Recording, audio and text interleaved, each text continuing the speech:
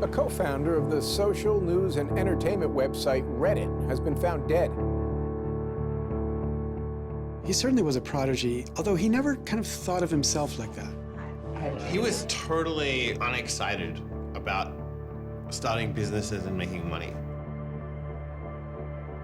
There's a profound sense of loss tonight in Highland Park, Aaron Swartz' hometown, as loved ones say goodbye to one of the internet's brightest lights. Open access and computer activists are mourning his loss. An astonishing intellect. You talk to people who knew him. He was killed by the government, and MIT betrayed all of its basic principles. They wanted to make an example out of him, okay?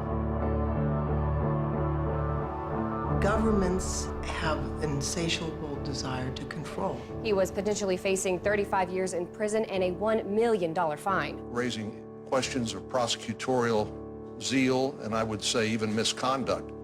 Have you looked into that particular matter and reached any conclusions? Growing up, I slowly had this process of realizing that all the things around me that people had told me were just the natural way things were, the way things always would be. They weren't natural at all. They were things that could be changed, and they were things that, more importantly, were wrong and should change. And once I realized that, there was really kind of no going back.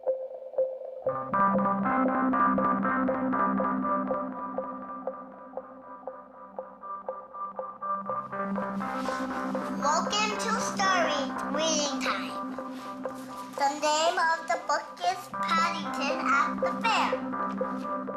Well, he was born in Highland Park and grew up here.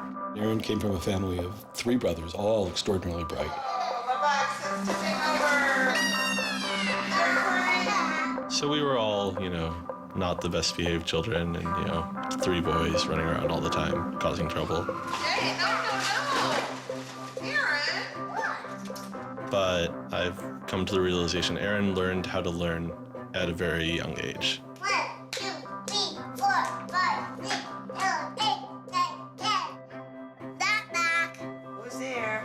Aaron. Aaron who? Aaron Funny Man. He knew what he wanted, and he always wanted to do it. He always accomplished what he wanted. His curiosity was endless. Here's a little picture of what the planets are. And each planet has a symbol. Mercury symbol, Venus symbol, Earth symbol, Mars symbol, Jupiter symbol. One day he said to Susan, "What's this free family entertainment in downtown Highland Park?" Free family entertainment downtown Highland Park. He was 3 at the time, and she said, "What are you talking about?" And he said, "Look, it says here on the refrigerator, free family entertainment in downtown Highland Park." And so she was floored and astonished that he could read. It's called My Family Seder. The Seder night is different from all other nights. I remember once we were at the University of Chicago Library. I pulled a book off the shelf that was from like 1900 and showed him and said, this is really just an extraordinary place. We all were curious children, but Aaron really liked learning and really liked teaching. And they were going to learn the ABCs backwards. D-Y-X-W-V-U-T. I remember he came home from his first algebra class, and he was like, "Noah, let me teach you algebra." And I'm like, "What is algebra?" And he was always like that. Now you press the click button. There, now it's got that. Now it's in pink. When he was about 2 or 3 years old, and Bob introduced him to computers, and he just took off like crazy on them. Go fast one, do ABC. We all had computers, but Aaron really took to them, really took to the internet. Working at the computer? Mommy, why is nothing working? He started programming from a really young age. I remember the first program that I wrote with him was in BASIC, and it was a Star Wars trivia game. He sat down with me in the basement where the computer was for hours programming this game. The problem that I kept having with him is there was nothing that I wanted done. And to him, there was always something to do, always something that programming could solve. The way Aaron always saw it is that programming is magic, right? You can accomplish these things that normal humans can't. Aaron made an ATM using like a Macintosh and like a cardboard box. One year for Halloween, I didn't know what I wanted to be, and he thought it'd be really, really cool if I dressed up like his new favorite computer, which at the time was the original iMac. I mean, he hated dressing up for Halloween, but he loved convincing other people to dress up as things that he wanted to see.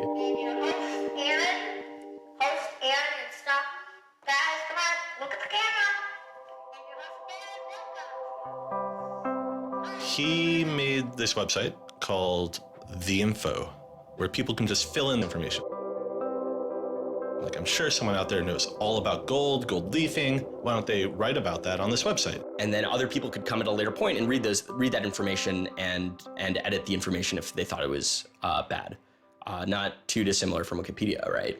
And this was before Wikipedia had begun, and this was developed by a 12-year-old in his room by himself, running on, this tiny server using ancient technology. And one of the teachers responds like, "This is a terrible idea. You can't just let anyone author the encyclopedia. The whole reason we have scholars is to write these books for us. How could you ever have such a terrible idea?"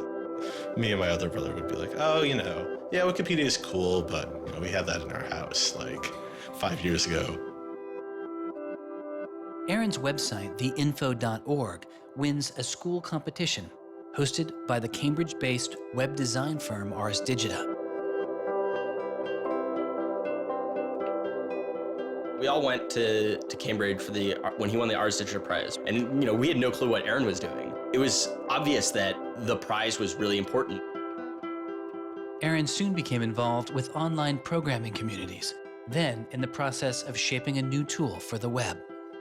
He comes up to me, it's like, "Ben, there's this really awesome thing that I'm working on. You need to hear about it." I'm like, "Yeah, what is it?" He says, "It's this thing called RSS." And he explains to me what RSS is. I'm like, why is that useful, Aaron? Is any site using it? Why would I want to use it? There was this mailing list for people who were working on RSS and XML more generally. And there was a person on it named Aaron Swartz who was combative but very smart and who had lots of good ideas. And he didn't ever come to the face-to-face meetings. And they said, when are you going to come out to one of these face-to-face meetings? And he said, I don't think my mom would let me.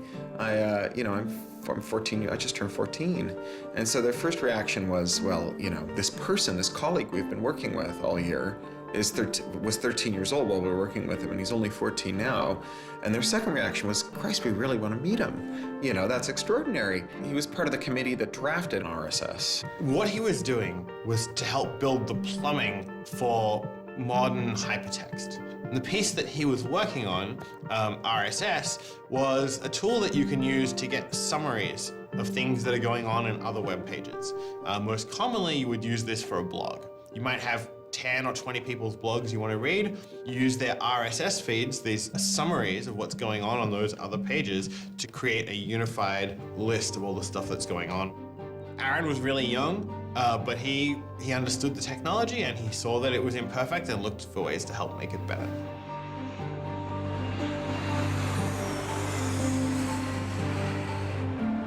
So his mom started bundling him on planes in Chicago. We'd pick him up in San Francisco. We'd introduce him to interesting people to argue with, and we'd marvel at his horrific eating habits. He only ate white food, only steamed rice and not fried rice because that wasn't sufficiently white, and white bread and so on. And you kind of marvel at the quality of the debate emerging from this, what appeared to be a small boy's mouth. And you think, this is a kid who's really going to go somewhere if he doesn't die of scurvy. Aaron, you're up. I think the difference is that now you can't make companies like Doc was saying. You can't have companies that just, let's sell dog food over the internet, let's sell dog food over cell phones. But there's still a lot of innovation going on. I think if you don't see the innovation, maybe your head is in the sand. He takes on this alpha nerd personality where he's sort of like, I'm smarter than you, and because I'm smarter than you, I'm better than you, and I can tell you what to do. It's an extension of him being kind of like a twerp. So you aggregate all these computers together and now they're solving big problems like searching for aliens and trying to cure cancer. First met him on IRC, on Internet Relay Chat. He didn't just write code. He also sort of got people excited about solving problems. He was a connector. The free culture movement has had a lot of his energy. I think Aaron was trying to make the world work. He was trying to fix it. He had a very kind of strong personality that definitely ruffled feathers at times. It wasn't necessarily the case that he was always comfortable in the world and the world wasn't always comfortable with him. Aaron got into high school and was really just sick of school. He didn't like it. He didn't like any of the classes that were being taught. He didn't like the teachers. Aaron really knew how to get information. He was like, I don't need to go to this teacher to learn how to do geometry. I can just read the geometry book, and I don't need to go to the teacher to learn their version of American history. I have 3 historical compilations here. I could just read them, and I'm not interested in that. I'm interested in the web. I was very frustrated with school. I thought, the teachers didn't know what they were talking about, and they were very domineering and controlling, and the homework was kind of a sham, and it was just all a way to pin students together and force them to do busy work. And, I started reading books about the history of education and how this educational system was developed, and alternatives to it in ways that people could actually learn things as opposed to just regurgitating facts their teachers told them. And that kind of led me down this path of questioning things. Once I questioned the school I was in, I questioned the society that built the school, I questioned the businesses that the schools were training people for, and I questioned the government that, set up this whole structure.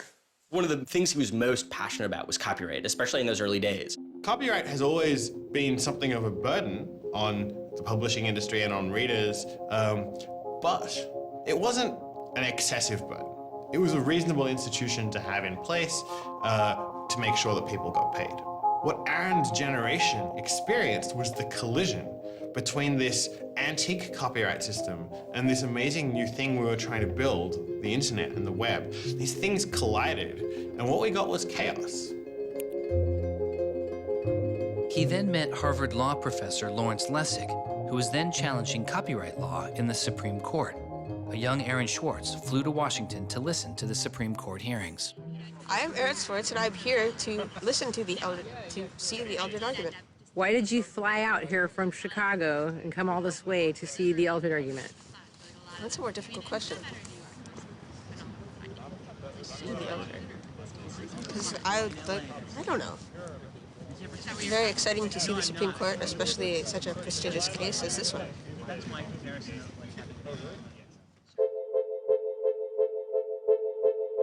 Lessig was also moving forward with a new way to define copyright on the internet. It was called Creative Commons. So the simple idea of Creative Commons is to give people, creators, a simple way to mark their creativity with the freedoms they intended to carry. So if copyright is all about all rights reserved, then this is a kind of some rights reserved model. It's I want a simple way to say to you, here's what you can do with my work, even if there are other things which you need to get my permission before you could do. And Aaron's role was the computer part.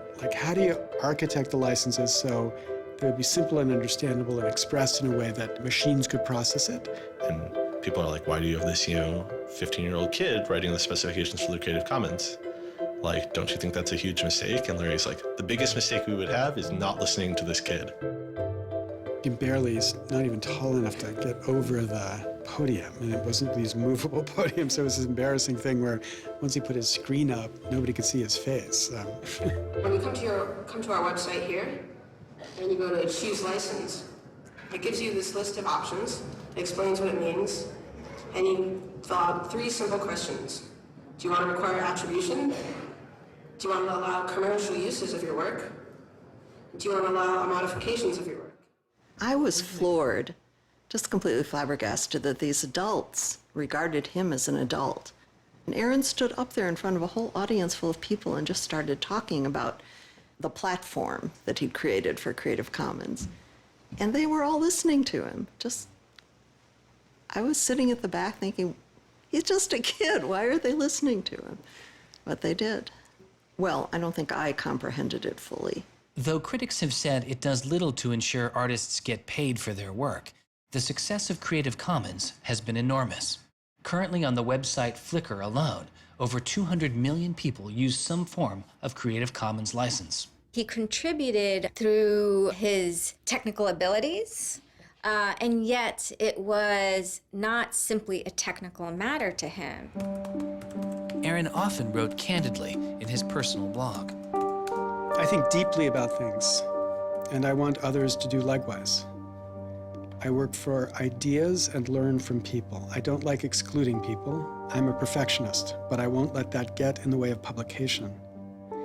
Except for education and entertainment, I'm not going to waste my time on things that won't have an impact. I try to be friends with everyone, but I hate it when you don't take me seriously. I don't hold grudges. It's not productive, but I learn from my experience. I want to make the world a better place.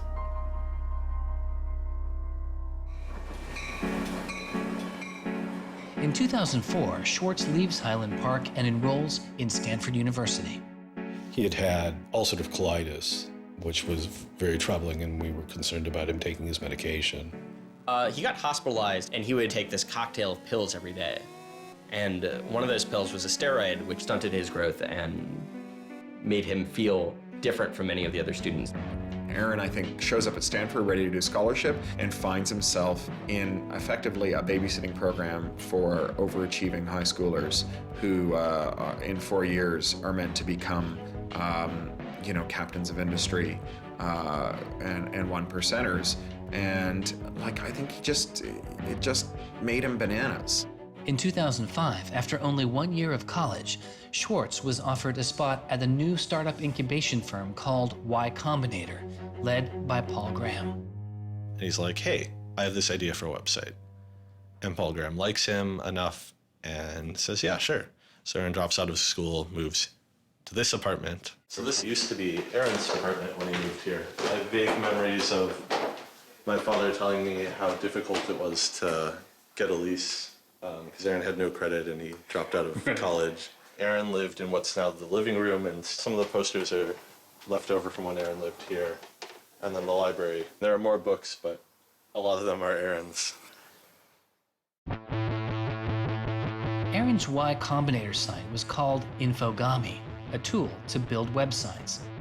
But Infogami struggles to find users, and Swartz eventually merges his company with another Y Combinator project in need of help. It was a project headed by Steve Huffman and Alexis Ohanian, called Reddit. There we were, starting from almost nothing. No users, no money, no code, and growing day by day into a hugely popular website. And it showed no signs of letting up. First we had 1,000 users, then 10,000, then 20,000, and on and on. It was just incredible. Reddit becomes huge, and it's a real sort of geeky corner of the internet.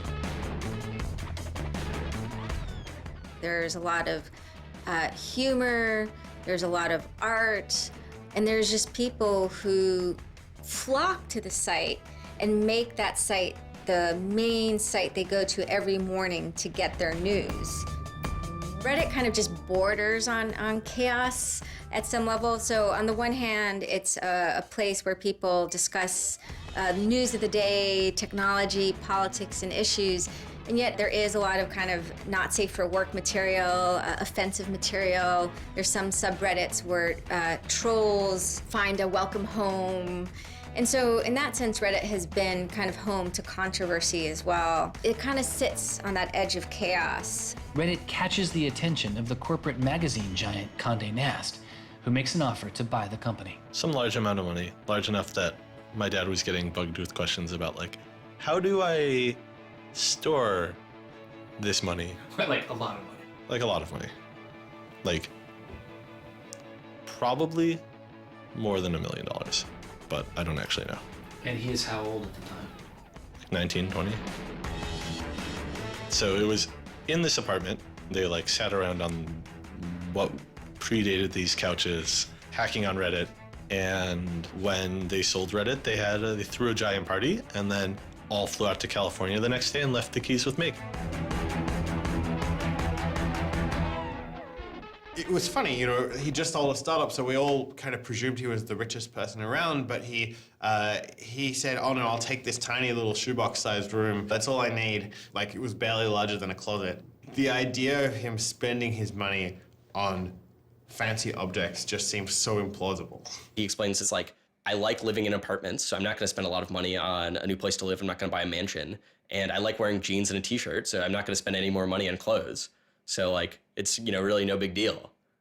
What is a big deal to Swartz is how traffic flows on the internet and what commands our attention. In the old system of broadcasting, you were fundamentally limited by the amount of space in the airwaves. You know, you could only send out 10 channels over the airwaves of television, right? Or even with cable, you had 500 channels. On the internet, everybody can have a channel. Everyone can get a blog or a MySpace page.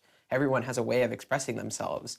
And so what you see now is not a question of who gets access to the airwaves. It's a question of who gets control over the ways you find people. You know, you start seeing power centralizing in sites like Google, these sort of gatekeepers that tell you where on the internet you want to go, the people who provide you your sources of news and information. So it's not, you know, only certain people have a license to speak. Now everyone has a license to speak. It's a question of who gets heard. After he started working in San Francisco at Condé Nast, he comes into the office and they want to give him a computer with all this crap installed on it and say that he can't install any new things on his computer, which to a developer is outrageous, right? From the first day, he was complaining about all this stuff. Gray walls, gray desks, gray noise. The first day I showed up here, I simply couldn't take it. By lunchtime, I had literally locked myself in a bathroom stall and started crying. I can't imagine staying sane with someone buzzing in my ear all day, let alone getting any actual work done. Nobody else seems to get work done here either. Everybody's always coming into our room to hang out and chat or invite us to play the new video game system that Wired is testing. He really had different aspirations that were politically oriented. And Silicon Valley just doesn't really quite have that culture that orients technical activity for the purposes of political goals. Aaron hated working for a corporation. They all hate working for Condé Nast, but Aaron is like the only one who's not going to take it. And Aaron basically gets himself fired by not showing up to work ever. It was said to be a messy breakup. Both Alexis Ohanian and Steve Huffman declined to be interviewed for this film. He rejected the business world. One of the really important things to remember about that choice when Aaron decided to kind of leave startup culture is that he was also leaving behind the things that had made him, you know, famous and well-loved, and, you know, he was at risk of letting down fans. He got to where he was supposed to be going and had the self-awareness and the orneriness to realize that he had climbed the mountain of shit to pluck the single rose and discovered that he'd lost his sense of smell. And rather than sit there and insist that it wasn't as bad as it seemed, and he did get the rose in any event, he climbed back down again, which is pretty cool. The way Aaron always saw it is that programming is magic, right? You can accomplish these things that normal humans can't by being able to program. So if you had magical powers, would you use them for good or to make you mountains of cash? Swartz was inspired by one of the visionaries he had met as a child, the man who had invented the World Wide Web, Tim Berners-Lee. In the 1990s, Berners-Lee was arguably sitting on one of the most lucrative inventions of the 20th century. But instead of profiting from the invention of the World Wide Web, he gave it away for free. It is the only reason the World Wide Web exists today.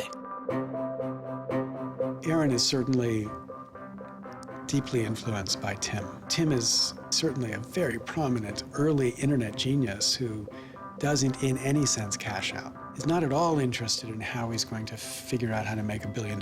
People would have seen, there's money to be made there. So there would have been lots of little webs instead of one big one. And one little web and lots of little webs doesn't work because you can't follow links from one to the other.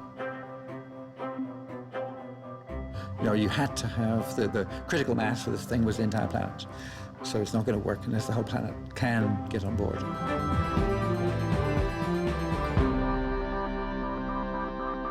I mean, I feel very strongly that it's not enough to just live in the world as it is, to just kind of take what you're given and, follow the things that adults told you to do and that, your parents told you to do and that society tells you to do. I think you should always be questioning. I take this very scientific attitude that everything you've learned is just provisional, that, you know, it's always open to recantation or refutation or questioning. And I think the same applies to society. Once I realized that there were real serious problems, fundamental problems that I could do something to address, I didn't see a way to forget that. I didn't see a way not to. We just started spending a lot of time just kind of as friends. We would just talk for hours into the night. I definitely should have understood that he was flirting with me. I think to some degree I was like, this is a terrible idea and impossible, and therefore I will pretend it is not happening. As my marriage was breaking down and I was really stuck without anywhere to go, we became roommates and brought my daughter over. We moved in and furnished a house, and it was really peaceful. Like, my life had not been peaceful for a while, and really neither had his.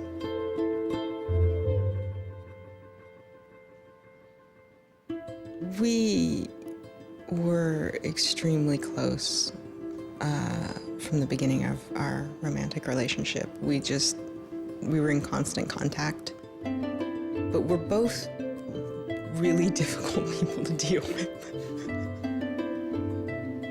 In a very Alan McBeal discussion, he confessed he had a theme song, and I made him play it for me.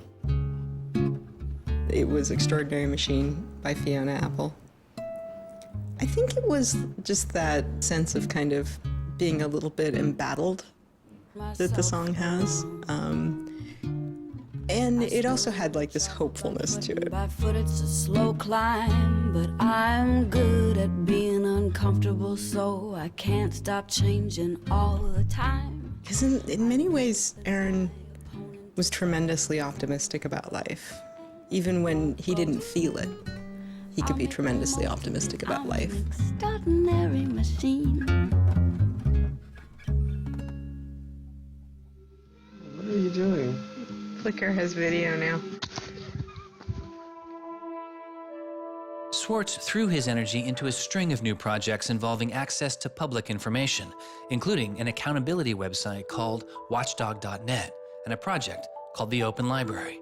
So the Open Library project is a website that you can visit at openlibrary.org, and the idea is to be a huge wiki, an editable website with one page per book. So for every book ever published, we want to have a web page about it that combines all the information from publishers, from booksellers, from libraries, from readers onto one site, and then gives you links where you can buy it, you can borrow it, or you can browse it.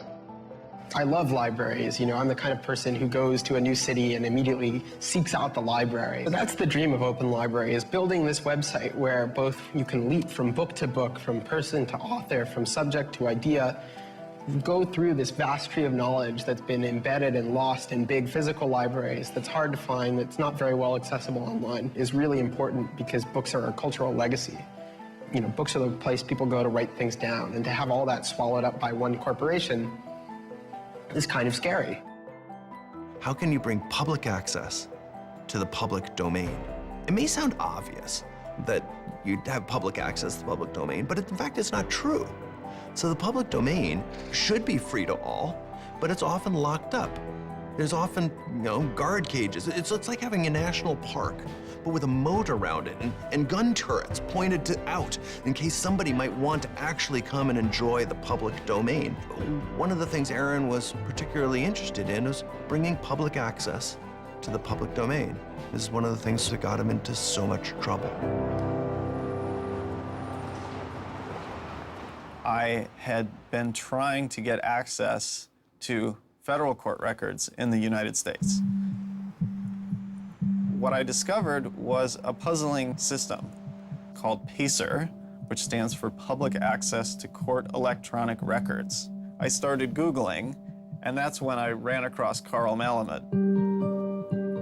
Access to legal materials in the United States is a $10 billion per year business. PACER is just this incredible abomination of government service. It's 10 cents a page.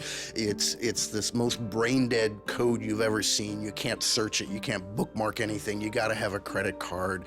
And these are public records. It's you know, U.S. district courts are very important. It's where a lot of our seminal litigation starts, you know, civil rights cases, patent cases, all sorts of stuff. And journalists and students and citizens and lawyers all need access to PACER, and it fights them every step of the way.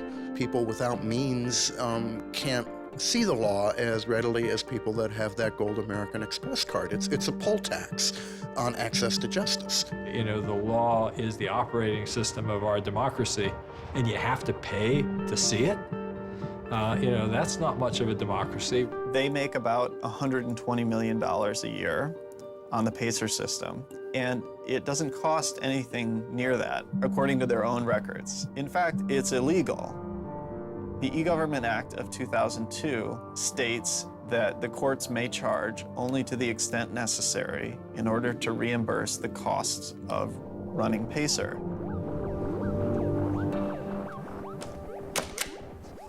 As the founder of public.resource.org, Malamud wanted to protest the PACER charges.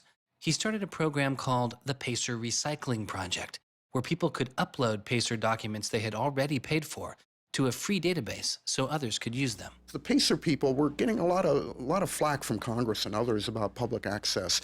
And so they put together this system. In 17 libraries across the country, there was free PACER access. You know, that's one library every 22,000 square miles, I believe. So it wasn't like really convenient.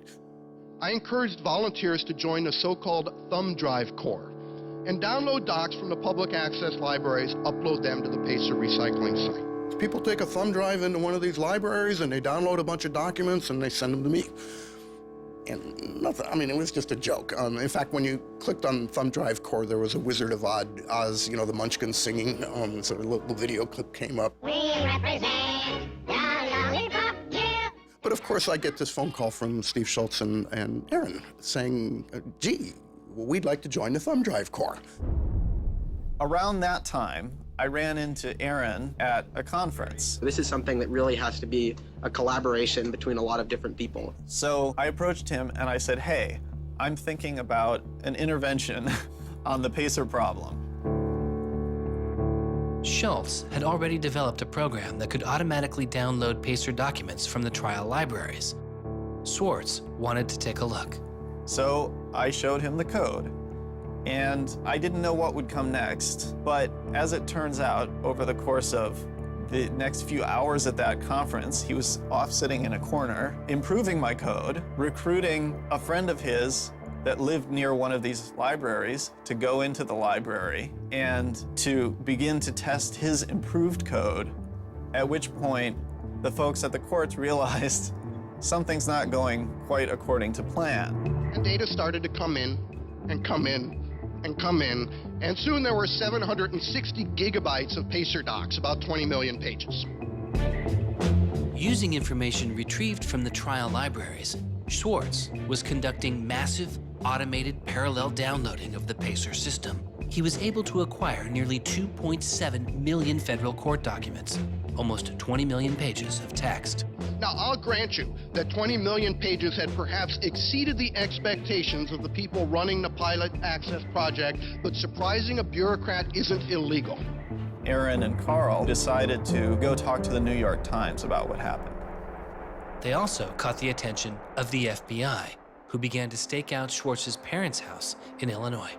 But I get a tweet from his mother saying, call me. It's like, oh my God, what the hell's going on here? And so I finally got a hold of Aaron, and you know, Aaron's mother was like, oh my God, FBI, FBI, FBI. An FBI agent drives down our home's driveway trying to see if Aaron is like in his room. And I remember being home that day and wondering why this car was driving down our driveway and just driving back out. I was like, that's weird. Like 5 years later, I read this FBI file and I'm like, oh my goodness. That was the FBI agent in my driveway. He was terrified. He was totally terrified. He was way more terrified after the FBI actually called him up on the phone and tried to sucker him into coming down to a coffee shop without a lawyer. He said he went home and laid down on the bed and you know, was shaking. The downloading also uncovered massive privacy violations in the court documents. Ultimately, the courts were forced to change their policies as a result. And the FBI closed their investigation without bringing charges.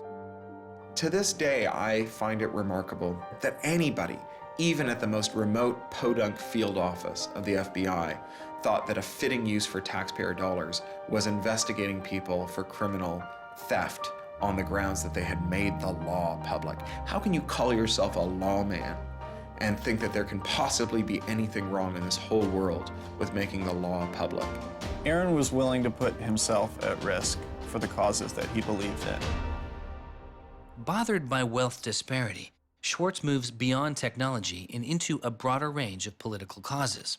I went into Congress and I invited him to come and hang out and intern for us for a while so that he could learn, you know, the political process. He was sort of learning about a new community, a new set of skills, and kind of learning to hack politics. It seems ridiculous that miners should have to hammer away until their whole bodies are dripping with sweat, faced with the knowledge that if they dare to stop, they won't be able to put food on the table that night, while I get to make larger and larger amounts of money each day just by sitting and watching TV. But apparently the world is ridiculous. So I co-founded a group called the Progressive Change Campaign Committee, and what we try and do is we try and organize people over the internet who care about progressive politics and moving the country in a more progressive direction to kind of come together, join our email list, join our campaigns, and help get progressive candidates elected all across the country. The group is responsible for igniting the grassroots effort behind the campaign to elect Elizabeth Warren to the Senate. He might have thought it was a dumb system, but he came in and he said, I need to learn this system because it can be manipulated like any, like any social system. But his passion for knowledge in libraries didn't take a back seat. Aaron began to take a closer look at institutions that publish academic journal articles. By virtue of being students at a major U.S. university, I assume that you have access to a wide variety of scholarly journals. Pretty much every major university in the United States pays these sort of licensing fees to organizations like JSTOR and Thomson and ISI to get access to scholarly journals that the rest of the world can't read. These scholarly journals and articles are essentially the entire wealth of human knowledge online, and many have been paid for with taxpayer money or with government grants. But to read them, you often have to pay again, handing over steep fees to publishers like Reed Elsevier. These licensing fees are so substantial that people who are studying in India instead of studying in the United States don't have this kind of access. They're locked out from all of these journals. They're locked out from our entire scientific legacy. I mean, a lot of these journal articles, they go back to the Enlightenment. Every time someone has written down a scientific paper, it's been scanned and digitized and put in these collections. That is a legacy that has been brought to us by the history of people doing interesting work, the history of scientists. It's a legacy that should belong to us as a commons, as a people, but instead it's been locked up and put online by a handful of for-profit corporations who then try and get the maximum profit they can out of it. So a researcher paid by the university or the people publishes a paper, and in the very, very last step of that process, after all the work is done, after all the original research is done, the thinking, the lab work, the analysis, after everything is done at that last stage, then the researcher has to hand over his or her copyright to this multi-billion-dollar company. And it's sick. It's an entire economy built on volunteer labor. And then the publishers sit at the very top and scrape off the cream. Talk about a scam. One publisher in Britain made a profit of $3 billion last year. I mean, what a racket. JSTOR is just a very, very small player in that story, but for some reason, JSTOR is the player that Aaron decided to confront. He'd gone to some conference around open access and open publishing, and I don't know who the person from JSTOR was, but I think at some point Aaron asked the question, like, how much would it cost to open up JSTOR in perpetuity? And they gave some, I think it was $200 million, something that Aaron thought was totally ridiculous.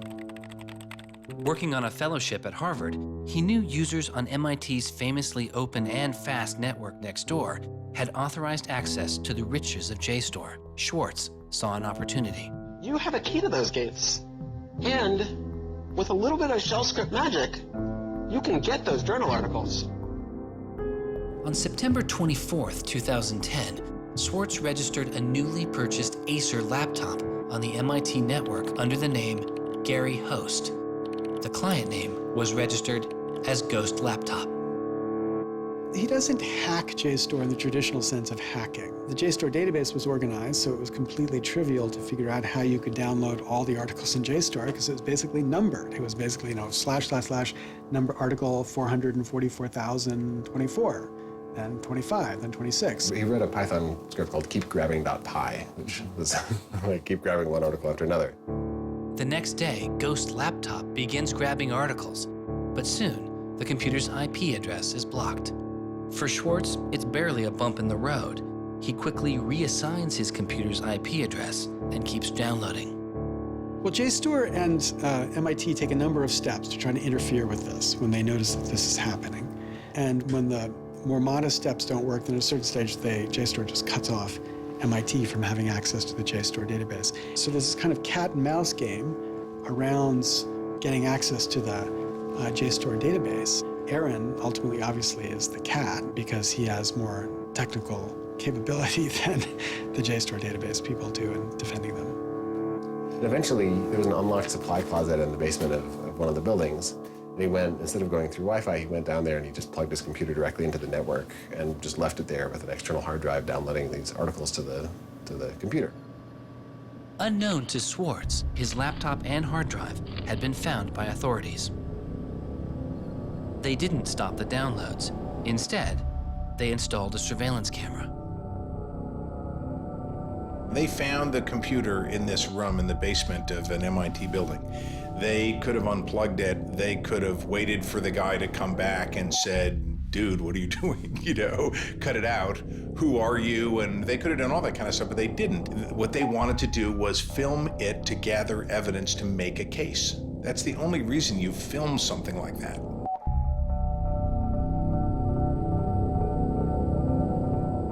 At first, the only person caught on the glitchy surveillance camera was using the closet as a place to store bottles and cans.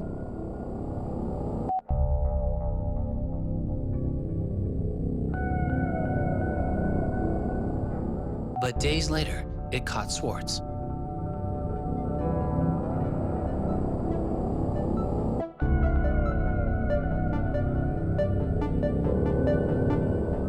Swartz is replacing a hard drive.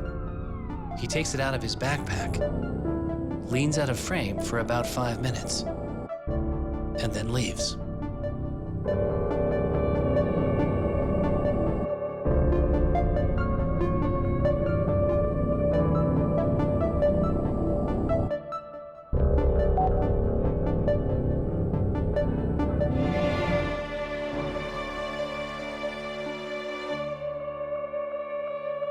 And then they organized a stakeout where as he was biking home from MIT, these cops came out from either side of the road or something like that and started going after him.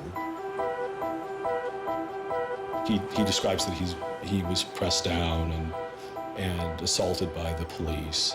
He tells me that it's unclear that they were police that were after him. He thought that someone was trying to attack him. He does tell me they beat him up. I was just devastated. The notion of any kind of criminal prosecution of anyone in our family or anything was so foreign and incomprehensible, I didn't know what to do. Well, they execute search warrants at Aaron's house, his apartment in Cambridge, and his office at Harvard. 2 days before the arrest, the investigation had gone beyond JSTOR and the local Cambridge police. It had been taken over by the United States Secret Service. The Secret Service began investigating computer and credit card fraud in 1984, but 6 weeks after the attack on 9/11, their role expanded. President Bush used the Patriot Act to establish a network of what they called electronic crimes task forces. The bill before me takes account of the new realities and dangers posed by modern terrorists. According to the Secret Service, they are primarily engaged in activity with economic impact, organized criminal groups, or use of schemes involving new technology. The Secret Service turned Swartz's case over to the Boston U.S. Attorney's Office. There was a guy in the U.S. Attorney's Office who had the title head of the Computer Crimes Division or Task Force. I don't know what else he had going, but you're certainly not much of a computer crimes prosecutor without a computer crime to prosecute. So he jumped on it, kept it for himself, didn't assign it to someone else within the office or the unit, and that's Steve Hyman. Prosecutor Stephen Hyman has been largely out of public view since the arrest of Aaron Swartz, but he can be seen here in an episode of the television show American Greed, filmed around the time of Aaron's arrest. He is describing his previous case against the notorious hacker Alberto Gonzalez, a case that garnered Hyman enormous press attention and accolades. Gonzalez masterminded the theft of over 100 million credit card and ATM numbers, the largest such fraud in history. Here, Hyman, describing Gonzalez, gives his view on the hacker mindset. These guys are driven by a lot of the same things that we're driven by. They have an ego, they like challenge, and of course they like money and everything you can get from money. One of the suspects implicated in the Gonzalez case was a young hacker named Jonathan James. Believing Gonzalez's crimes would be pinned on him, James committed suicide during the investigation. In an early press release describing the government's position in the case of Aaron Swartz, Hyman's boss, U.S. Attorney for the District of Massachusetts Carmen Ortiz, said this: "Stealing is stealing, whether you use a computer command or a crowbar, and whether you take documents, data, or dollars." It's not true. It's obviously not true. I'm not saying it's harmless, and I'm not saying that we shouldn't criminalize stealing of information, but you've got to be much more subtle in trying to figure out exactly which kinds of harms are harmful here. So the thing about a crowbar is every time I break into a place with a crowbar, I do damage. There's no doubt about it. But when Aaron writes a script that says download, download, download 100 times in a second, there's no obvious damage to anybody. If he does that for the purpose of gathering an archive to do academic research on it, there is never any damage to anybody.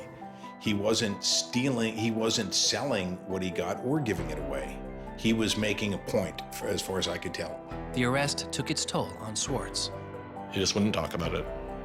And he's like very stressed. If you thought like the FBI was like going to come to your doorstep any day, anytime you went down the hall, even to do your laundry, and they would break into your apartment because you left the door unlocked, like, I'd be pretty stressed. And it was clear. And so Aaron was always sort of like in like a dour mood.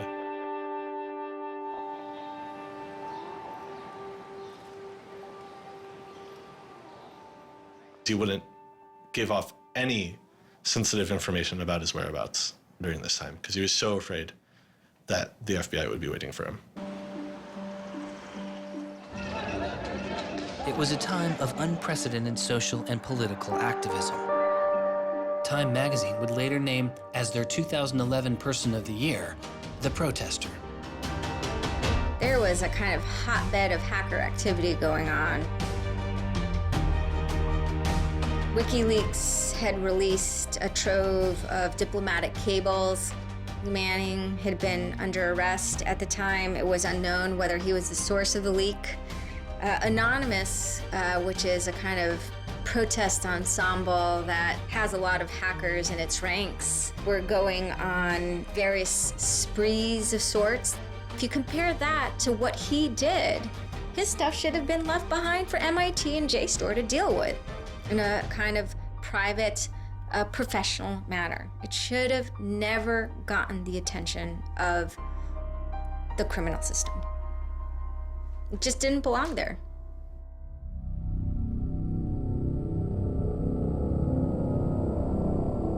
Before he was indicted, Swartz was offered a plea deal that involved 3 months in prison, time in a halfway house, and a year of home detention, all without the use of a computer. It was on the condition that Swartz plead guilty to a felony.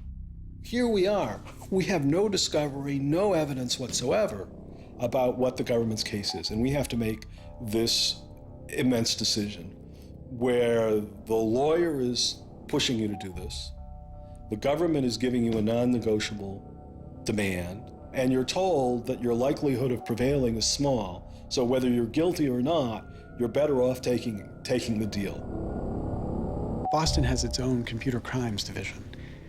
Lots of lawyers, probably more lawyers than they need. So, you can imagine all sorts of cases where it'd be really hard to prosecute because you've got some criminals in Russia, or you've got some people inside of a corporation that are going to have $500 lawyers or $700 an hour lawyers sitting down against you.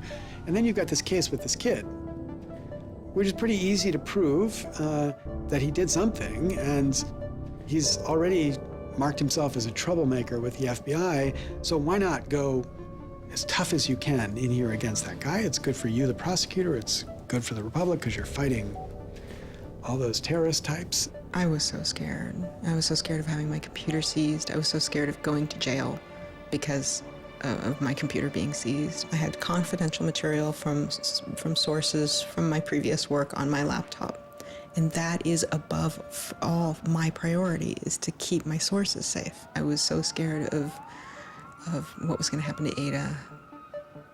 Aaron told me that they'd offered him a deal, and he finally just said that he would take it if I told him to. And I came real close to saying take it.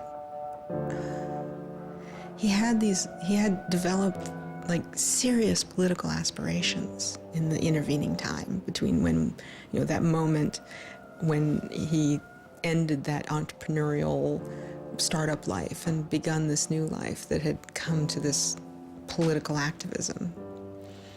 And he just didn't believe that he could continue in his life with a felony. He said to me one day, we were walking by the White House, and he said to me, they don't let felons work there.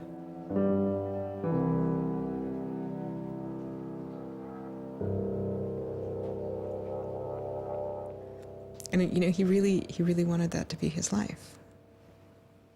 He hadn't killed anybody. He hadn't hurt anybody. He hadn't stolen money. He hadn't done anything that seemed felony worthy, right? And there is this idea that there's no reason that he should be labeled a felon and taken away his right to vote in many states for doing what he did. That's just outrageous. It makes sense for him to be, maybe fined a bunch of money or, asked not to come back to MIT again. But to be a felon, to face jail time. Schwartz turned down the plea deal. Hyman redoubled his efforts. Hyman continued to press us at all levels. Even with the physical evidence seized from Aaron's Acer computer, hard drive, and USB drive, the prosecutors needed evidence of his motives. Why was Aaron Swartz downloading articles from JSTOR, and just what did he plan to do with them? The government claims that he was planning to publish these. We don't really know whether that was his real intention, because Aaron also had a history of doing projects where he'd analyze giant data sets of articles in order to learn interesting things about them. The best evidence for that was that when he was at Stanford, he also had downloaded the whole Westlaw legal database. In a project with Stanford law students, Swartz had downloaded the Westlaw legal database. He uncovered troubling connections between funders of legal research and favorable results. He did this amazing analysis of for-profit companies giving money to law professors who wrote law review articles which were then beneficial to Exxon during an oil spill, right? So it was a very corrupt system of funding, vanity research. Swartz had never released the Westlaw documents. In theory, he could have been doing the same thing about the JSTOR database. That would have been completely okay. If he were, on the other hand, intending to create a competitive service to JSTOR, we're going to set up our own, access to the Harvard Law Review and charge, money for it, then, okay, now it seems like criminal violation because you're commercially trying to exploit this material, but it's kind of crazy to imagine that's what he was doing. So, but then there's the middle case. Well, what if he was just trying to liberate it for all of the developing world? But depending on what he was doing, it creates a very different character to how the law should be thinking about it. The government was prosecuting him as if this was like a commercial criminal violation, like stealing a whole bunch of credit card records. It was that kind of crime. I don't know what he was going to do with that database. But I heard from a friend of his that Aaron had told him he was going to analyze the data for evidence of corporate funding of climate change research that led to biased results. And I totally believe that. I was just told that Steve wanted to talk to me. And I thought, maybe this is a way I could get out of this. Just exit the situation. And I didn't want to live in fear of having my computer seized. I didn't want to live in fear of having to go to jail on a contempt of court charge if they tried to compel me to decrypt my computer. When they came to me and said, Steve wants to talk to you, that seemed reasonable. They offered Norton what is known as a Queen for a Day letter, or a proffer. It allowed prosecutors to ask questions about Aaron's case. Norton would be given immunity from prosecution herself for any information she revealed during the meeting. I didn't like it. I told my lawyers repeatedly that this seemed fishy. I didn't like this. I didn't want immunity. I didn't need immunity. I hadn't done anything. But they were really, really stringent that they did not want me meeting the prosecutor without immunity. But just to be clear, this is a Queen for a Day deal, a proffer. Right, a proffer letter. In which you basically handed information over to them in exchange for protection from prosecution. So it wasn't handing information over. It was, at least that's not how I saw it. It was just having a discussion, having an interview with them. Well, they're asking you questions. They're asking me questions. They can ask about whatever they want. Right. And whatever they learn, I really, right, and I repeatedly tried to go in naked. I repeatedly tried to turn down the proffer letter. I was ill.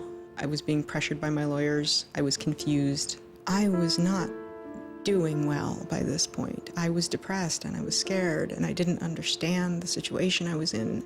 I had no idea why I was in this situation. I hadn't done anything interesting, much less wrong. We went out of our minds. Aaron was clearly very distraught about it. We were very distraught about it. Aaron's attorneys were very distraught about it. We tried to get Quinn to change attorneys.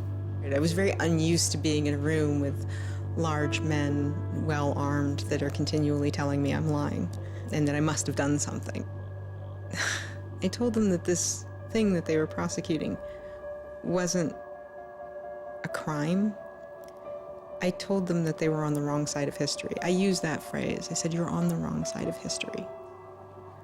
And they looked bored. They didn't even look angry. They just looked bored. And it began to occur to me that we weren't having the same conversation. I mean, I told them plenty of things about, why people would download journal articles, and eventually, I don't remember what was around it. I mentioned that he'd done this blog post, the Guerrilla Open Access Manifesto. This is the Guerrilla Open Access Manifesto, supposedly written in July 2008 in Italy. Information is power. But like all power, there are those who want to keep it for themselves. The world's entire scientific and cultural heritage, published over centuries in books and journals, is increasingly being digitized and locked up by a handful of private corporations. Meanwhile, those who have been locked out are not standing idly by. You've been sneaking through holes and climbing over fences, liberating the information locked up by the publishers and sharing them with your friends. But all this action goes on in the dark, hidden underground. It's called stealing or piracy, as if sharing a wealth of knowledge were the moral equivalent of plundering a ship and murdering its crew. But sharing isn't immoral, it's a moral imperative. Only those blinded by greed would refuse to let a friend make a copy. There's no justice in following unjust laws. It's time to come into the light and, in the grand tradition of civil disobedience, declare our opposition to this private theft of public culture. The manifesto itself was allegedly written by 4 different people and also edited by Norton. But it was Swartz who had signed his name to it. When it's over, I go immediately to Aaron and tell him everything I can remember about it. And he gets very angry. The things that I'd done shouldn't have added up that way. I hadn't done anything wrong, and everything had gone wrong. But I was never...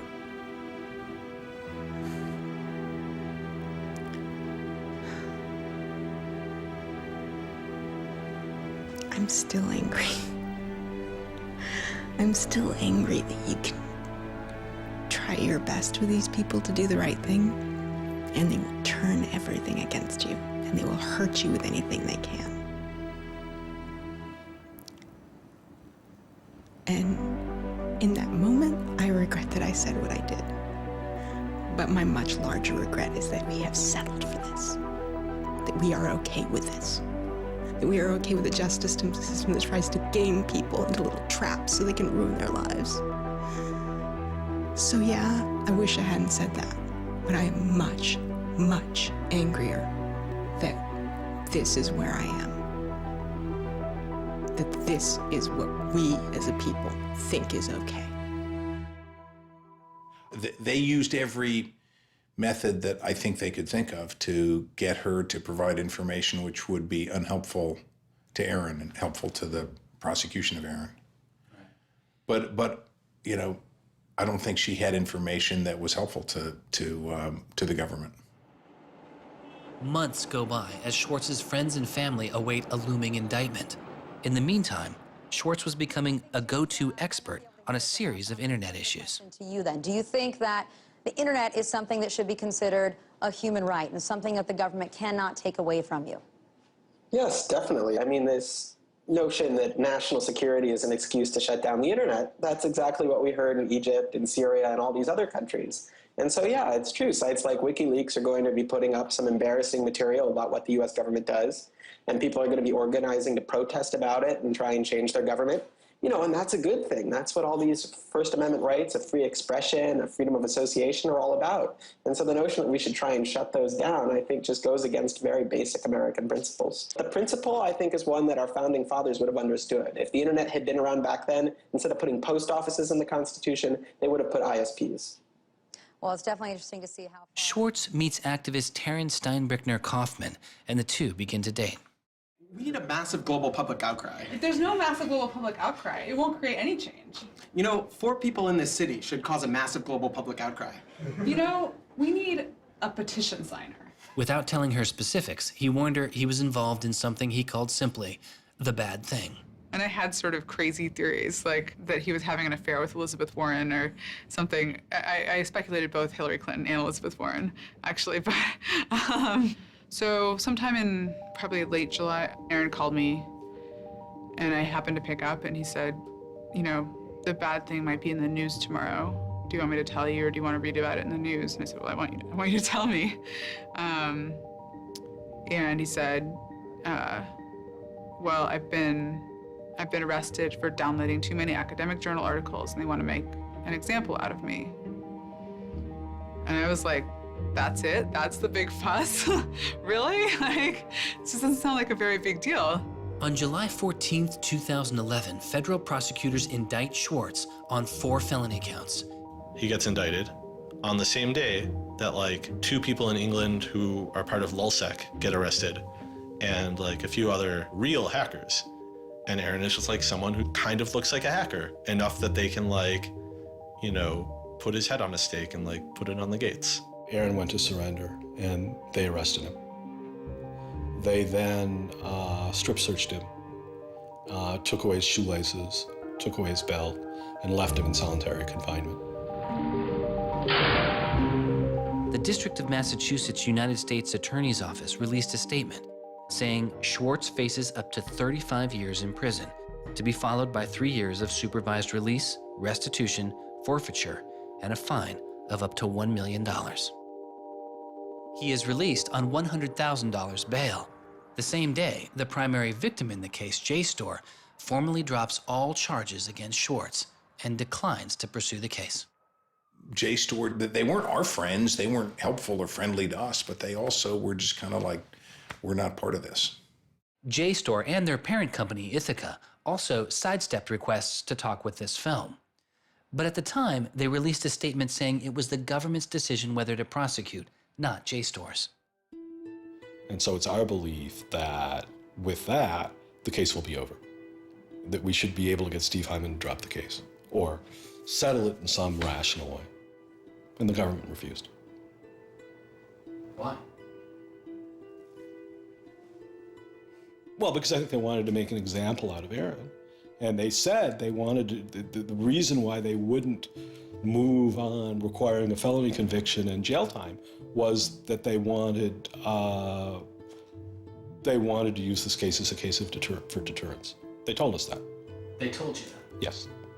This was going to be an example? Yes. He was going to be an example? Yes. Steve Hyman said that. Deterring who? Like, there's other people out there running around logging onto JSTOR and downloading the articles to make a political statement? I mean, who are they deterring? It would be easier to understand the Obama administration's posture of supposedly being for deterrence if this was an administration that, for instance, prosecuted arguably the biggest economic crime that this country has seen in the last 100 years, the crimes that were committed that led to the financial crisis on Wall Street. When you start deploying the non-controversial idea of deterrence only selectively, you stop making a dispassionate analysis of lawbreaking, and you started deciding to deploy law enforcement resources specifically on the basis of political ideology. And that's not just undemocratic, it's supposed to be un-American. Prosecutor Stephen Hyman later reportedly told MIT's outside counsel that the straw that broke the camel's back was a press release sent out by an organization Swartz founded called Demand Progress. According to the MIT account, Hyman reacted to the short statement of support, calling it a wild internet campaign and a foolish move that moved the case from a human one-on-one level to an institutional level. That was a poisonous combination. A prosecutor who didn't want to lose face, who had a political career in the offing maybe, and didn't want to have this come back and haunt them. You spent how many tax dollars arresting someone for taking too many books out of the library and they got your ass handed to you in court? No way. I then moved to try to put pressure on MIT in various ways to get them to go to the government and request the government to stop the prosecution. What is MIT's reaction to that?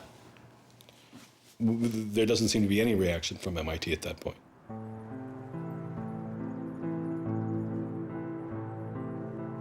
MIT doesn't defend Aaron, which to people inside of the MIT community seems outrageous because MIT is a place that encourages hacking in the biggest sense of the word. At MIT, the idea of going and running around on roofs and tunnels that you weren't allowed to be in was not only a rite of passage, it was part of the MIT tour.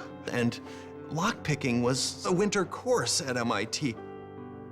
They had the moral authority to stop it in its tracks. MIT never stood up and took a position of saying to the feds, don't do this. We don't want you to do this. You're overreacting. This is too strong, that I'm aware of.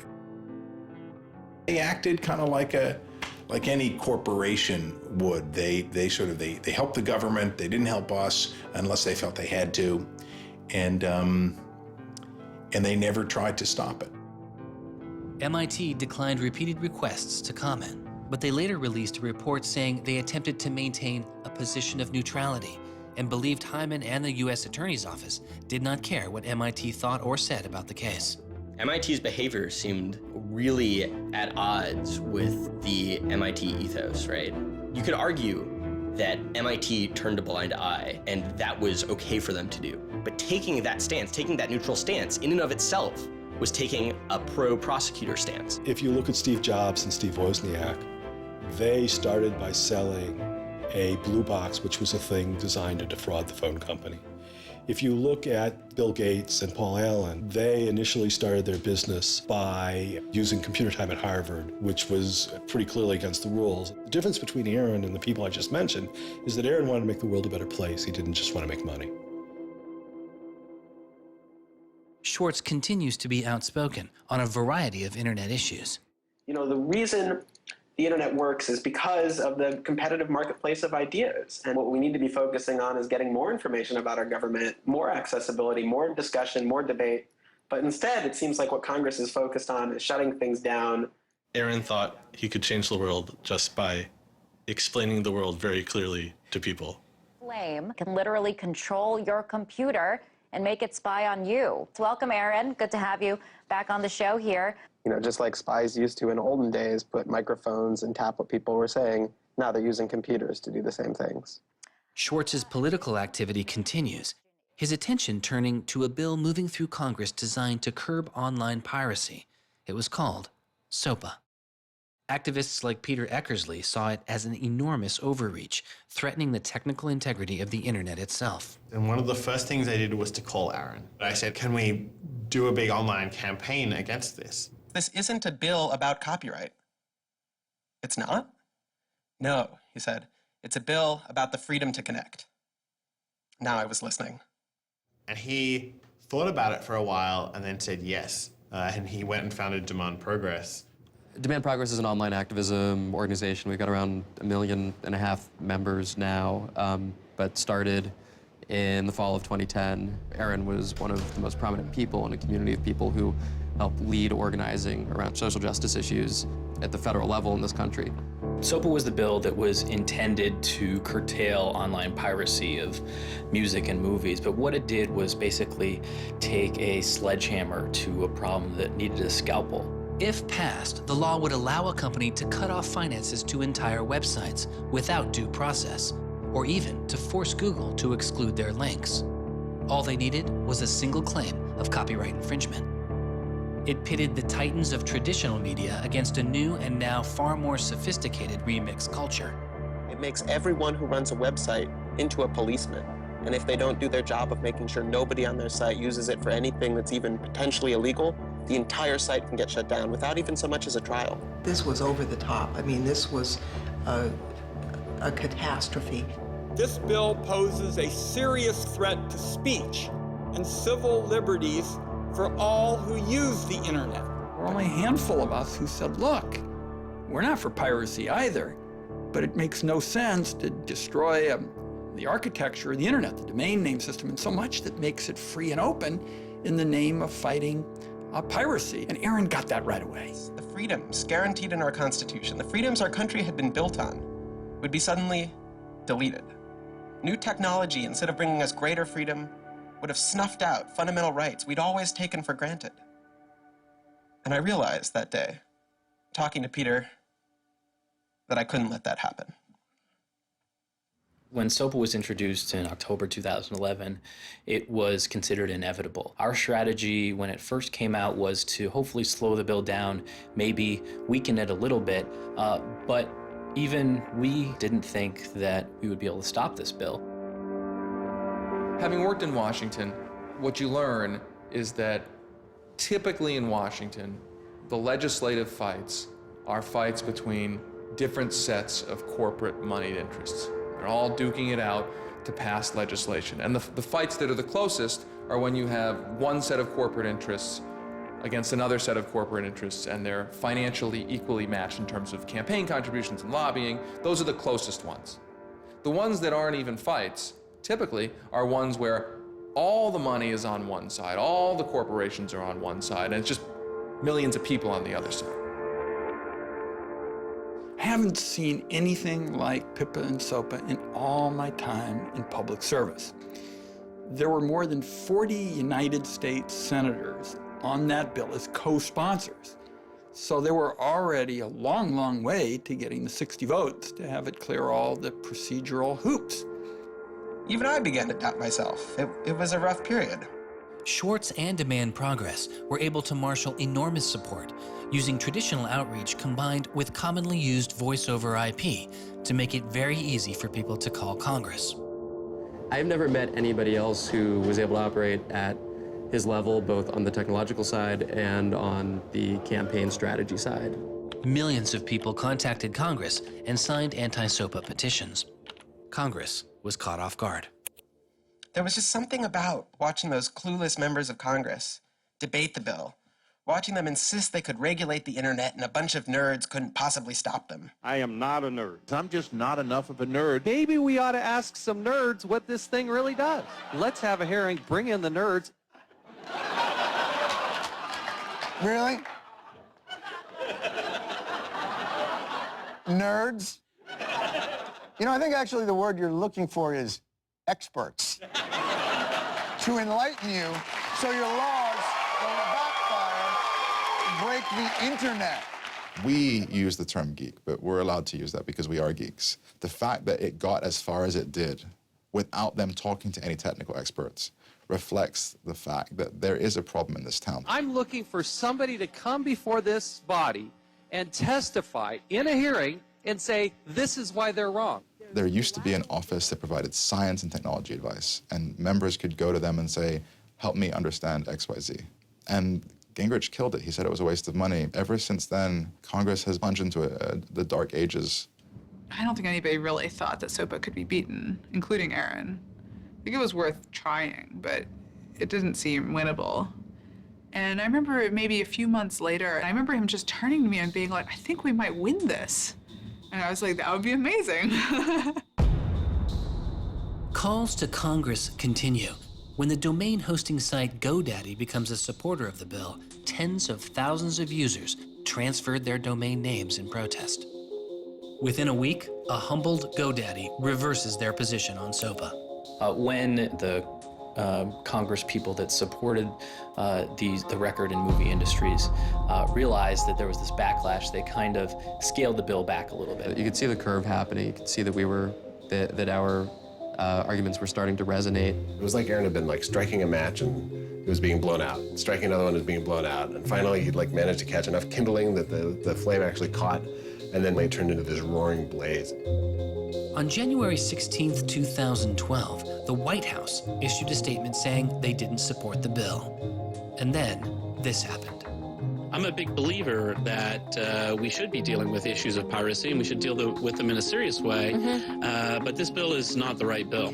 When Jimmy Wales put his support towards blacking out Wikipedia, the #5 most popular website in the world. This is a website that's on several % of all of the clicks on anywhere on the internet. Wikipedia went black, Reddit went black, Craigslist went black, the phone lines on Capitol Hill flat out melted. Members of Congress started rushing to issue statements retracting their support for the bill that they were promoting just a couple days ago. Within 24 hours, the number of opponents of SOPA in Congress went from this to this. To see congressmen and senators slowly flip sides throughout the day of the blackout was pretty unbelievable. There was like a 100 representative swing. And that was when, as hard as it was for me to believe, after all this, we had won. The thing that everyone said was impossible, that some of the biggest companies in the world had written off as kind of a pipe dream, had happened. We did it. We won. This is a historic week in internet politics, maybe American politics. The thing that we heard from people in Washington, D.C., from staffers on Capitol Hill was they received more emails and more phone calls on SOPA Blackout Day than they'd ever received about anything. I think that was an extremely exciting moment. This was the moment when the internet had grown up politically. It was exhilarating because it's hard to believe it actually happened. It's hard to believe a bill with so much financial power behind it didn't simply sail through the Congress. And not only did it not sail through, it didn't pass at all. It's easy sometimes to feel like you're powerless, like when you come out in the streets and you march and you yell and nobody hears you. But I'm here to tell you today, you are powerful. So yeah, maybe sometimes you feel like you're not being listened to, but I'm here to tell you that you are. You are being listened to. You are making a difference. You can stop this bill if you don't stop fighting. Stop PIPA. Stop SOPA. Some of the biggest internet companies, to put it frankly, would benefit from a world in which their little competitors could get censored. We can't let that happen. For him, it was more important to be sure that you made a small change than to play a small part in a big change. But SOPA was like playing a major part in a major change. And so for him, it was kind of this proof of concept, like, okay, what I want to do with my life is change the world.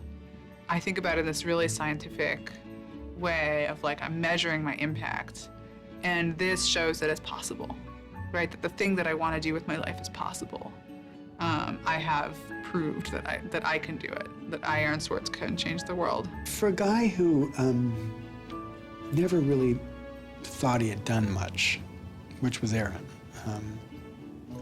It was one of the few moments where you could really see that he felt like he had done something good. Feeling like here is his maybe one and only victory lap. Everyone said there was no way we could stop SOPA. We stopped it. This is 3 outrageously good victories, and the year isn't even over yet. I mean, if there's a time to be positive, it's now. You know, he wins at SOPA a year after he's arrested. It's not unambiguously happy moments. There's a lot going on. He's so attuned towards participating in the political process, you can't stop him. The list of organizations Swartz founded or co-founded is enormous. And years before Edward Snowden would expose widespread internet surveillance, Swartz was already concerned. It is shocking to think that the accountability is so lax that they don't even have sort of basic statistics about how big the spying program is. And if the answer is, oh, we're spying on so many people we can't possibly even count them, then that's an awful lot of people, right? It would be one thing if they said, look, you know, we know the number of telephones we're spying on, we don't know exactly how many real people that corresponds to, but they just came back and said, we can't give you a number at all. That's pretty, I mean, it's scary is what it is. Well, that's scary. You know, they put incredible pressure on him, took away his, you know, all of the money he had made. They, you know, threatened to take away his physical freedom. Why'd they do it, you know? I mean, well, why are they going after whistleblowers, you know? Why are they going after people who tell the truth about all sorts of things? I mean, from the banks to the, you know, to war, to just sort of government transparency. So secrecy serves those who are already in power. And we are living in an era of secrecy that coincides with an era where the government is doing also a lot of things that are probably illegal and unconstitutional. So those two things are not coincidences. It's very clear that this technology has been developed not for small countries overseas, but right here for use in the United States by the U.S. government. The problem with the spying program is it's this sort of long, slow expansion, you know, going back to the Nixon administration, right? Obviously, it became big after 9/11 under George W. Bush, and Obama has continued to expand it, and the problems have slowly grown worse and worse. But there's never been this moment you can point to, say, okay, we need to galvanize opposition today because today is when it matters. Instead, it's mattered for. The prosecution, in my estimation, of Aaron Swartz was about sending a particular laser-like message to a group of people that the Obama administration sees as politically threatening. And that is essentially the hacker, the information, and the democracy activist community. And the message that the Obama administration wanted to send to that particular community was, in my estimation, we know you have the ability to make trouble for the establishment. And so we are going to try to make an example out of Aaron Swartz to scare as many of you as possible into not making that trouble. And the government said, oh, the legal opinions we're using to legalize the spying program are also classified. So we can't even tell you which laws we're using to spy on you. You know, every time they can say, oh, this is another instance of cyber war, the cyber criminals are attacking us again, we're all in danger, we're all under threat. They use those as excuses to push through more and more dangerous laws. And so just to follow that up, like personally, how do you feel the fight is going, I guess? It's up to you. I know, but we gotta like, you know. You know,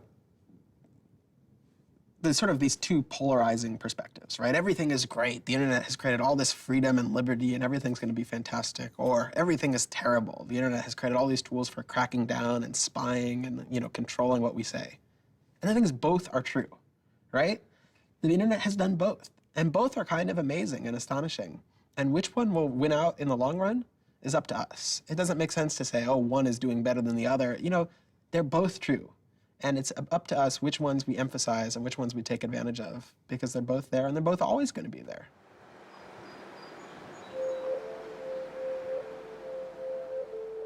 On September 12, 2012, federal prosecutors filed a superseding indictment against Swartz, adding additional counts of wire fraud, unauthorized access to a computer, and computer fraud. Now, instead of 4 felony counts, Swartz was facing 13. The prosecution's leverage had dramatically increased, as did Swartz's potential jail time and fines. They filed a separate indictment to add more charges, and they had a theory about why this conduct constituted a number of federal crimes, and that a very significant sentence could attach to it under the law. That theory, and much of the prosecution's case against Swartz, involved a law created originally in 1986. It is called the Computer Fraud and Abuse Act.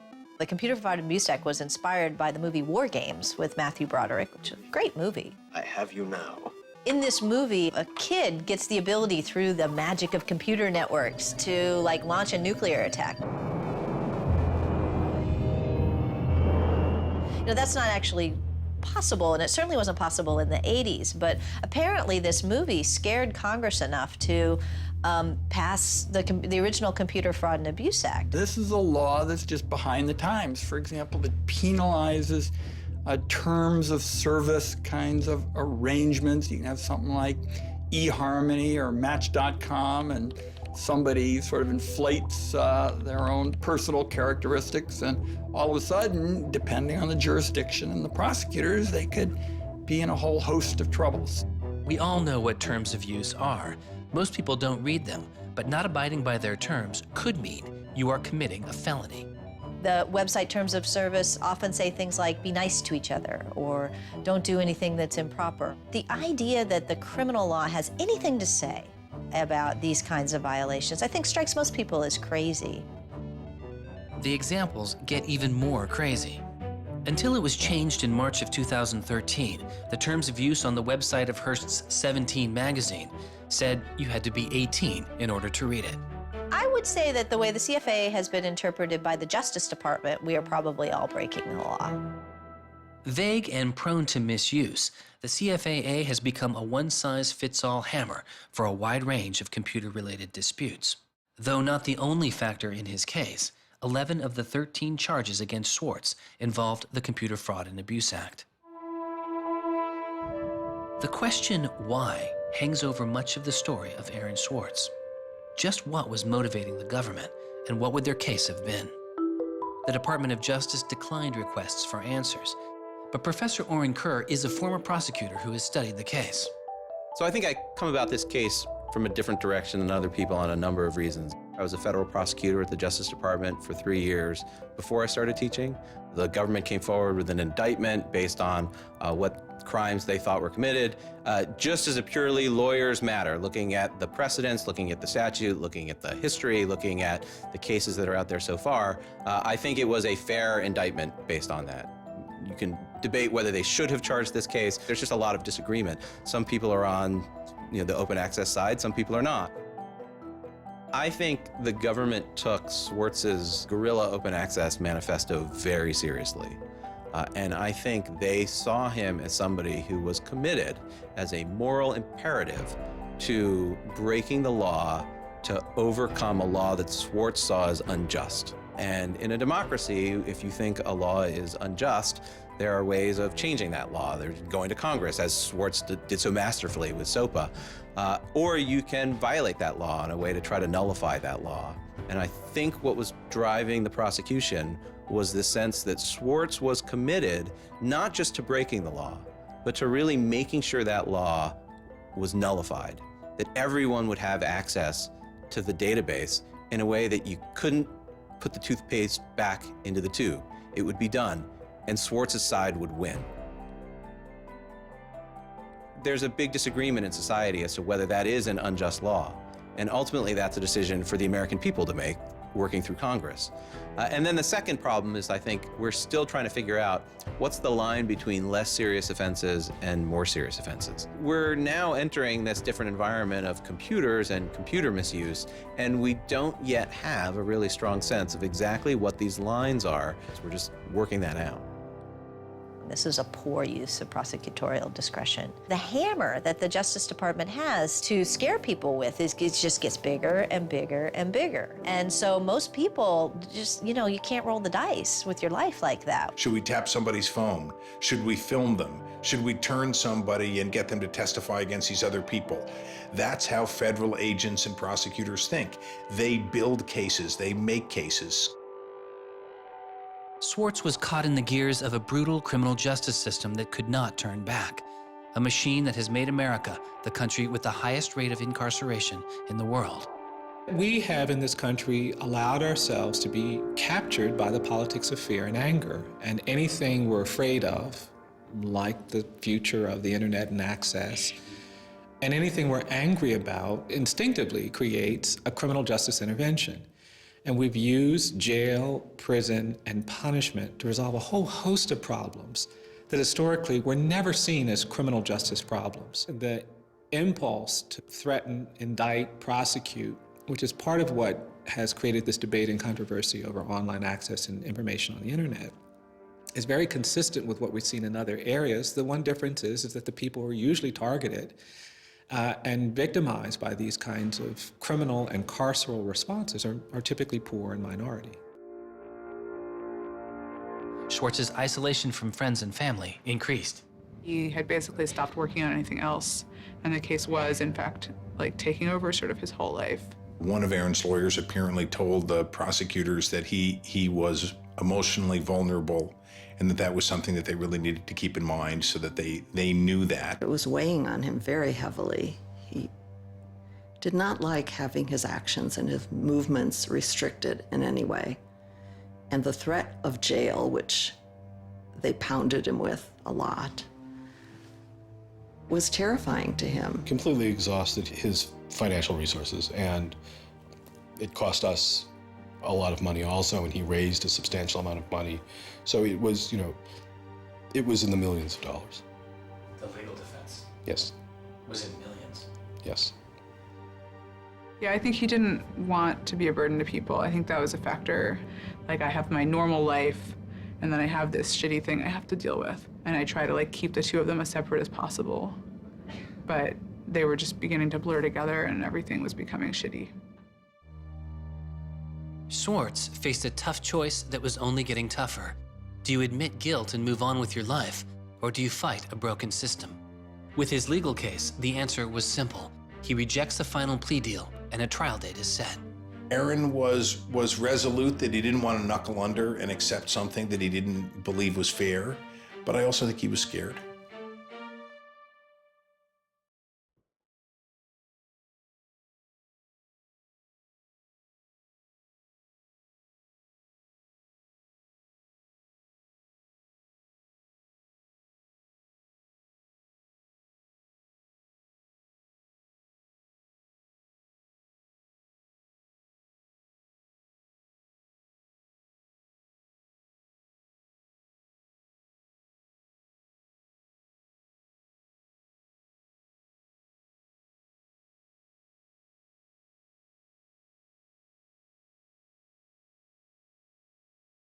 No time in his childhood did Aaron have any severe mood swings or depressive episodes or anything that I would ascribe to severe depression. And it's possible, he was depressed. People get depressed.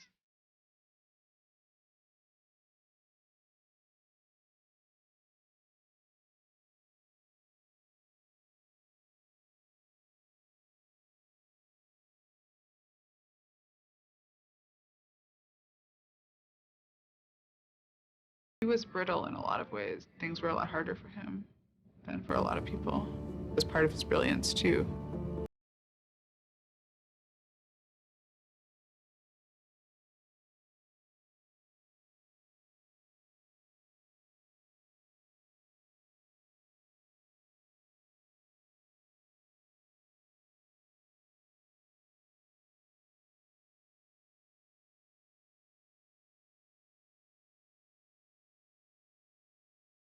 He was just I just think it was too much.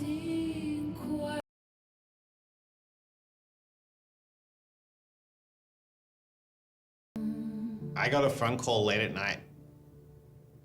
I could tell something was wrong, and then I called and I realized what had happened. A co-founder of the social news and entertainment website Reddit has been found dead. Police say 26-year-old Aaron Swartz killed himself yesterday in his Brooklyn apartment. I just thought, we've lost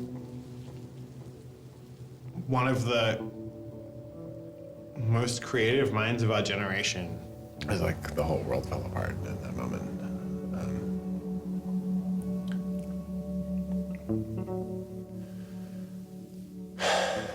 It was one of the hardest nights of my life. As I kept screaming, I can't hear you. What did you say? I can't hear you. I can't. That's it.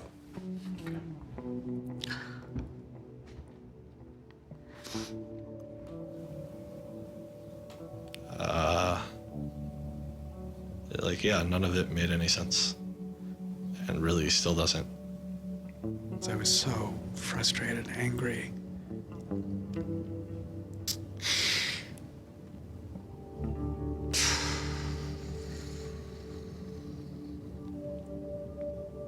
You know, I tried to explain it to my kids. My 3-year-old told me that the doctors would fix him.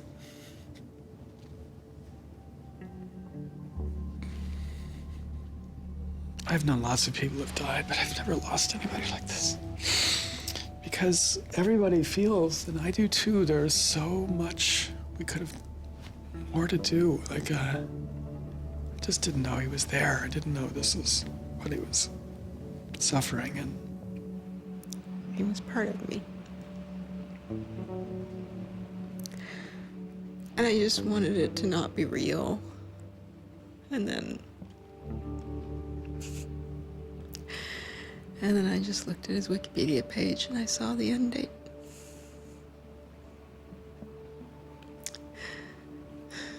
To 2013.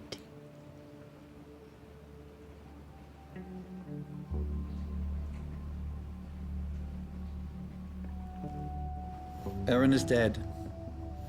Wanderers in this crazy world, we have lost a mentor, a wise elder. Hackers for right, we're one down. We've lost one of our own. Nurturers, carers, listeners, feeders, parents, all, we have lost a child. Let us all weep.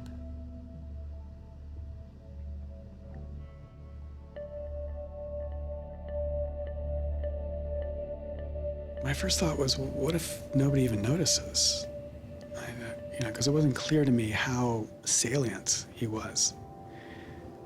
I had never seen anything quite like the outpouring I saw. The net just lit up. I mean, everyone was trying to explain it in their own way, but I've never seen people grieve on Twitter before. People were visibly grieving online. He was the internet's own boy, and the old world killed him. We are standing in the middle of a time when great injustice is not touched. The architects of the financial meltdown have dinner with the president regularly. In the middle of that time, the idea that this was what the government had to prosecute just seems absurd if it weren't tragic. The question is, can we do something, given what's happened, to make the world a better place? And how can we further that legacy? That's the only question one can ask. All over the world, there were starting to be hackathons and gatherings. Aaron Swartz has, in some sense, brought the best out of us in trying to say, how do we fix this? He was, in my humble opinion, one of the true extraordinary revolutionaries that this country has produced. I don't know whether Aaron was defeated or victorious, but we are certainly shaped by the hand of the things that he wrestled with. When we turn armed agents of the law on citizens trying to increase access to knowledge, we've broken the rule of law, we've desecrated the temple of justice. Aaron Swartz was not a criminal. Change does not roll in on the wheels of inevitability, it comes through continuous struggle. Aaron really could do magic. And I'm dedicated to making sure that his magic doesn't end with his death. He believed that he could change the world, and he was right. Out of the last week and out of today, phoenixes are already rising. Since Swartz's death, Representative Zoe Lofgren, and Senator Ron Wyden have introduced legislation that would reform the Computer Fraud and Abuse Act, the outdated law that formed the majority of the charges against Swartz. It's called Aaron's Law. Aaron believed that, like, you literally ought to be asking yourself all of the time, what is the most important thing I could be working on in the world right now? And if you're not working on that, why aren't you?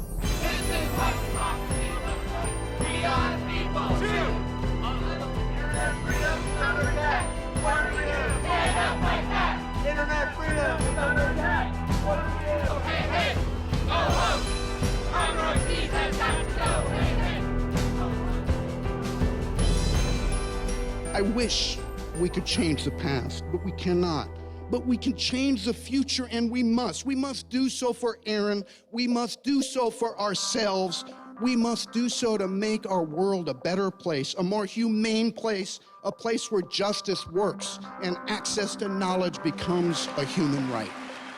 So there was a kid back in February from Baltimore, 14 years old, who had access to JSTOR. And he'd been spelunking through JSTOR after reading something. And he figured out a way to do early tests for pancreatic cancer. And pancreatic cancer kills the shit out of you because we detect it way too late. By the time we detect it, it's already too late to do anything about it. He sent emails off to the entire oncology department at Johns Hopkins, you know, hundreds of them. And every 14-year-old kid, yeah, and most of them ignored it, right? But one of them like sent him an email back and said, this is not an entirely stupid idea, why don't you come on over? And this kid worked evenings and weekends with this researcher. And in February, I heard him on the news, just a couple of weeks after Aaron died, when Aaron was in the news a lot. Sorry. And he said the reason he was on the news is because they'd done it. They were shipping an early test for pancreatic cancer that was going to save lives.